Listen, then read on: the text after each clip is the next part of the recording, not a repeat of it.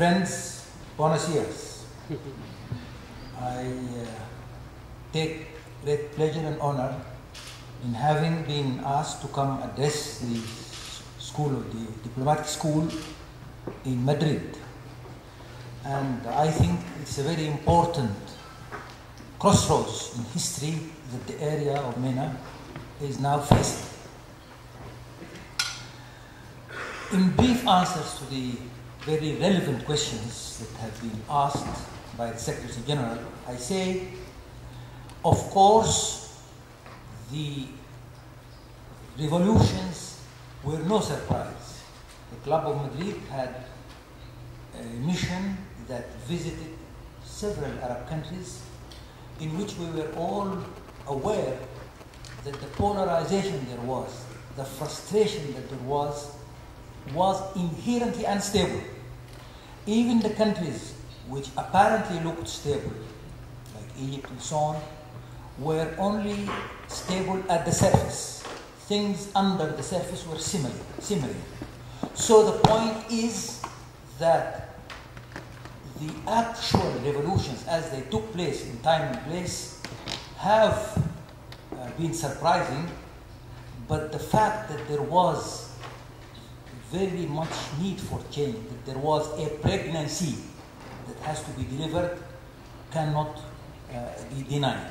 So what actually happened was a surprise, but it was a surprise that was not in itself odd, because the expectation was change was imminent. No doubt the regimes in the area, and they are all very similar in the fact that they have a one-family system in control or a one-party system in control. And of course you are here very familiar with the whole mechanisms that have been experienced by Franco here, the information, the security, and so on. The same patterns and the same mechanisms. But although they shielded themselves very well, the regimes shielded themselves very well by the numerous security organizations, and also by persuading the world that there was no alternative to them but Islamicists, they thought that they have a very great immune system. The only thing was that they did not mind what I call the Achilles heel. That is, they have had no proper observation of the new techniques, the new technologies, Facebook, Twitter, the mobile phone, and so on, and the frustration amongst the youth. This population is so disproportionate in terms of the existence of youth. So they have not minded this, and therefore this Achilles heel is what upset for them the cart. And although 10 years ago there were the color revolutions that took place in Ukraine and other places, this did not influence very much what happened. The youth who moved and who were motivated by certain critical events have no doubt spearheaded this change. But of course this change is, because of this, it has no leadership, it has no program. And this is one of its main weaknesses. It is irreversible in the sense that it was clear that the whole Arab world was living in outside history. And this was so odd. It was even described as the Arab particularity and so on. And there was no doubt that the different waves of democratization have escaped this part of the world.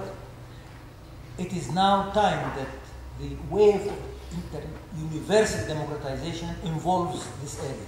So it is irreversible in the sense that it is inevitable, but of course there are so many setbacks that can take place before democracy actually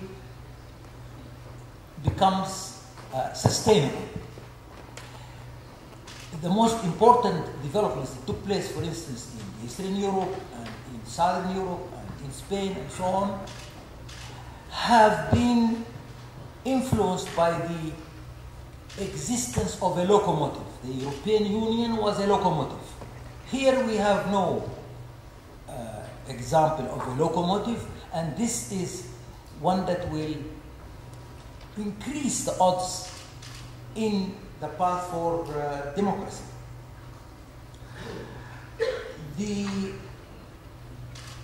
problem and the odds that are going to face the situation is democracy will enfranchise people. As people are enfranchised, they will assert their social problems, especially the economic problems, the problems of employment, and so on and so forth. Therefore, unless democracy delivers in terms of economic development and employment and so on and so forth, there will be another round of revolution based on this polarization, social polarization. Islam, no doubt, plays a major role. Islam is a major international cultural force now. In the Arab political street, it has a very great role. Now, I have recently been in a conference in Cairo, the first international conference to be held in Cairo, and it was discussing this role of Islam. We thought that there will be a big duel between the reformers and the reactionaries.